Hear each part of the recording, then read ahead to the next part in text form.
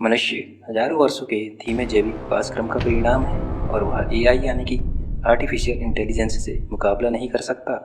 Britain के मशहूर वैज्ञानिक स्टीफन हॉकिंग्स को आखिर ऐसा क्यों कहना पड़ा? यह बात कितने प्रतिशत सच साबित होगी? क्या एआई हमारे जीने के तौर तरीके बदल देगा? मानव को आदि मानव युग से आज के तकनीकी युग तक का सफर करने में सदियों का वक्त लगा है। इस दौरान मनुष्य का बौद्धिक स्तर अन्य प्राणियों की तुलना में काफ़ी विकसित हो चुका है। लेकिन स्टीफन हॉकिंग्स के अनुसार ये बात सटीक बैठती है कि मनुष्य का विकास क्रम बहुत ही धीमा रहा है यदि उसकी तुलना एआई से की जाए। उदाहरण के लिए कंप्यूटर में ही पिछले एक दशक में क्रांतिकारी परिवर्तन हो चुके हैं। एनालिटिकल इंजन से शुरू हुआ कंप्यूटर आज 4 पीढ़ी के बाद आर्टिफिशियल इंटेलिजेंस की 5वीं पीढ़ी पर पहुंच चुका है। यदि इंसान और कंप्यूटर की तुलना की जाए तो कंप्यूटर का विकास इंसान की तुलना में बहुत ही तीव्र रहा है और कंप्यूटर की एफिशिएंसी साल दर साल बढ़ती ही जा रही है।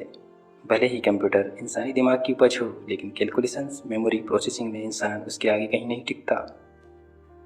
हम इंटेलिजेंट हुए हैं, लेकिन हम अभी भी एफिशिएंट नहीं है। वही मशीन एफिशिएंट तो है, लेकिन खुद की सोचने समझने की क्षमता उसके पास नहीं है। यदि यही कृत्रिम बुद्धि यानी इंटेलिजेंस से जब मशीनों को लैस कर दिया जाएगा और जब उनकी खुद की सोचने समझने की क्षमता विकसित हो जाएगी, तो वह इंसानी वजूद के लिए कैसे खतरा पैदा करेगी, आइए समझने की कोशिश करते हैं। एक इंसान बायोलॉजिकल प्रोसेस की वजह से इस दुनिया में जन्म लेता है। शिशु अवस्था से धीरे धीरे बढ़ते हुए वह जवानी, वयस्क और बुढ़ापे की ओर जाता है। शुरुआती 2 से 3 वर्षों में वह धीरे धीरे बोलना चलना सीखता है। स्कूल के दिनों में वो छोटे छोटे सवाल हल करता है और 15 से 20 साल का होने पर वह कुछ कॉम्प्लेक्स सवाल हल करना शुरू करता है। उदाहरण के लिए प्रोग्रामिंग सीखने की बात की जाए तो उसे वह सीखने में 23 से 24 साल की उम्र लग जाती है। अपने इस विकास क्रम में किसी भी इंसान की मेमोरी 50 वर्ष पूर्व के इंसान से लगभग थोड़ी ही ज़्यादा होती है। लेकिन इसके उलट हम यदि मशीनों की बात करें तो एक कंप्यूटर जैसी एडवांस मशीन कुछ ही घंटों में बनकर तैयार हो जाती है। कुछ ही घंटों में उसमें ऐसे सॉफ्टवेयर डाल दिए जाते हैं कि वह कॉम्प्लेक्स से कॉम्प्लेक्स प्रॉब्लम चुटकी में हल कर देती है। कंप्यूटर के साथ सिर्फ एक ही समस्या है, वह ये है कि वह सिर्फ दिए हुए कमांड को ही फॉलो करता है। उसे अच्छे बुरे की पहचान नहीं होती। आप इसे एक कंप्यूटर वायरस के उदाहरण से समझ सकते हैं। कंप्यूटर हर प्रोग्राम को एक ही तरह से एग्जीक्यूट करता है। फॉर एग्जाम्पल, यदि कोई प्रोग्राम जो वायरस से इन्फेक्टेड है कंप्यूटर को गलत इंस्ट्रक्शन देता है, तब भी कंप्यूटर उसे एग्जीक्यूट कर देता है, जिससे कि डाटा और अदर फाइल्स करप्ट हो जाती है। यही वो चीज़ है इंटेलिजेंस, जो इंसान और मशीन को अलग अलग करती है। अब यदि एक ऐसी यूनिक चीज़ से हम मशीनों को लैस कर देंगे तो वाकई में एआई मनुष्य के लिए खतरा ही पैदा करेंगे। लेकिन एआई को लेकर कुछ लोग काफ़ी आशावादी है। एआई को लेकर आशावादी लोग तर्क देते हैं कि एआई को भावना, प्यार, घृणा जैसे मानवीय मूल्यों की परख कराई जा सकती है या उसे इन सभी मानवीय मूल्यों से लैस किया जा सकता है। पर क्या इंसान आज मानवीय मूल्यों से लैस और प्राणियों में बुद्धिमान होने के बाद भी अन्य प्राणियों के प्रति उतना ही उदार है? क्या हम मूक पशुओं की नृशंस हत्या नहीं कर रहे हैं, पर्यावरण को नुकसान नहीं पहुंचा रहे हैं? क्या हमारे अंदर लालच नहीं है? मानवीय मूल्यों से लैस होकर जब हम वो काम नहीं कर पाए तो एक आर्टिफिशियल इंटेलिजेंस से ऐसी उम्मीद कैसे की जा सकती है? विकास के क्रम में बुद्धिमान ही हमेशा कम बुद्धिमान प्राणियों का शोषण करते आया है।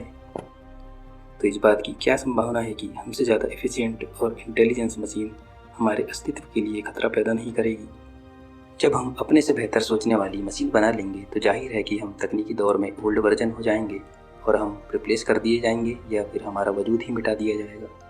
भविष्यवादी निकोला डायनालो के अनुसार एआई की वजह से मानव प्रजाति डायनासोर की तरह विलुप्त हो सकती है, क्योंकि हम मशीनों को कॉन्शियस बना रहे हैं, उन्हें बुद्धिमान और सोचने की क्षमता प्रदान कर रहे हैं। ऐसा करने पर मशीनें स्वयं ही निर्णय लेगी और यदि उन पर नियंत्रण नहीं किया गया तो वो बिना किसी मानवीय हस्तक्षेप के नैतिक प्रश्नों पर फैसला लेना शुरू कर देगी, जैसा कि south Indian star Rajinikanth sir की रोबोट मूवी में दिखाया गया है, जब मशीनें इंसान के फैसलों के विरुद्ध विद्रोह कर देती है और उन्हें अपना दुश्मन मान जंग छेड़ देती है। आइए अब जानते हैं कि एआई हमारी लाइफ में कितनी घुसपैठ कर चुका है और इसका कौन सा रूप हमारे लिए फ़ायदेमंद है और कौन सा रूप खतरनाक है। सन 1950 में जॉन मैकार्थी ने पहली बार एआई शब्द का इस्तेमाल किया था।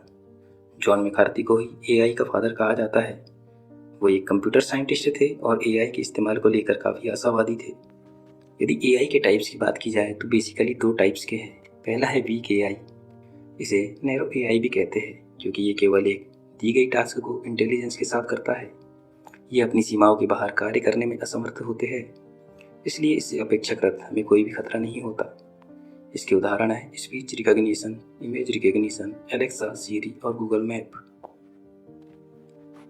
दूसरा आता है स्ट्रॉन्ग एआई। स्ट्रॉन्ग एआई किसी भी इंटेलेक्चुअल टास्क को मानव की तरह कुशलता से कर सकती है। इस प्रकार की एआई बनाने का मकसद है कि मशीनें भी आम इंसान की तरह सोच सके, और यही वो चीज़ है जो इंसान के अस्तित्व के लिए खतरा पैदा करती है। इसी क्रम में प्रसिद्ध भविष्यवक्ता रे कुर्ज़वेल के अनुसार कंप्यूटर साल 2045 तक मनुष्यों के समान बुद्धि स्तर पर होगा। कंप्यूटर की एक्सपोनेंशियल ग्रोथ भी इसी दावे की पुष्टि करती है। एनालिटिकल इंजन से शुरू कंप्यूटर की यात्रा, जिसकी मेमोरी कुछ एमबी तक सीमित थी, आज वह कई गुना बढ़ चुकी है।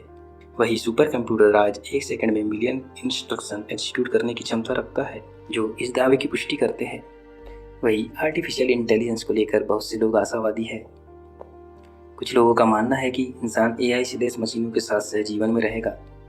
एक रूप से वह साइबोर्ग बन जाएगा, यानी कि एक इंसान भी मशीनों की हेल्प से खुद को पहले से ज़्यादा एफिशिएंट बना लेगा। वही association for the advancement of artificial intelligence के अध्यक्ष थॉमस डाइटरिच को उम्मीद है कि एक्सोस्केलेटन यानी कि बाहरी सहायक कंकाल, जो कि एआई से लैस मशीनों का ही रूप होगी, हमें चलने में मदद करेगी जब हम बूढ़े होंगे और कमजोर होंगे। हमारी आंखें और कान सुनने में विफल होने पर भी एआई से लैस मशीनें हमें देखने और सुनने की क्षमता प्रदान करेगी। वही सिमोन वाइट्सर के अनुसार मानव और कंप्यूटर जल्द ही एक युगवित संज्ञानात्मक इकाई बनकर काम करना शुरू करेंगे। इंसान सुपर ह्यूमन बन जाएगा और एआई के साथ रहना सीख लेगा।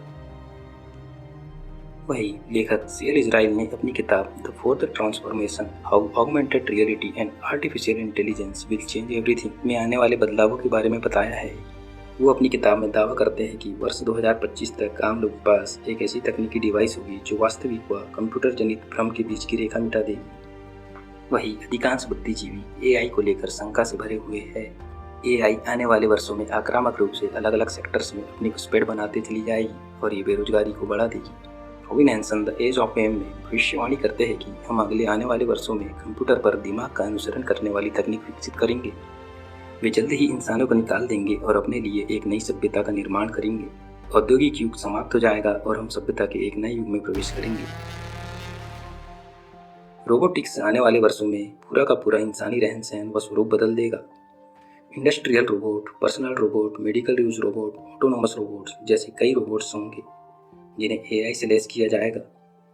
निश्चित ही एआई से लैस ये रोबोट्स इंसान को तेजी से रिप्लेस करेंगे। हो सकता है कि आने वाले वर्षों में आपके घर में एआई से लैस रोबोट खाना बनाए या स्विगी जोमेटो बॉय की तरह वह खाना डिलीवर करे। स्कूल में टीचर की जगह सुपर इंटेलिजेंस रोबोट आपके बच्चों को पढ़ाए। ये उस दौर में होगा जब ये रोबोट्स इंसानी कंट्रोल में होंगे। इंसानी कंट्रोल के बाहर होने के बाद की स्थितियाँ काफ़ी बदली नजर आ सकती है। एआई से लैस मशीनों में छेड़छाड़ करने पर ये काफ़ी खतरनाक साबित हो सकती है। साथ ही सैन्य संरक्षणों में एआई का इस्तेमाल भयानक साबित हो सकता है। तो आर्टिफिशियल इंटेलिजेंस के भविष्य को लेकर आपकी क्या राय है?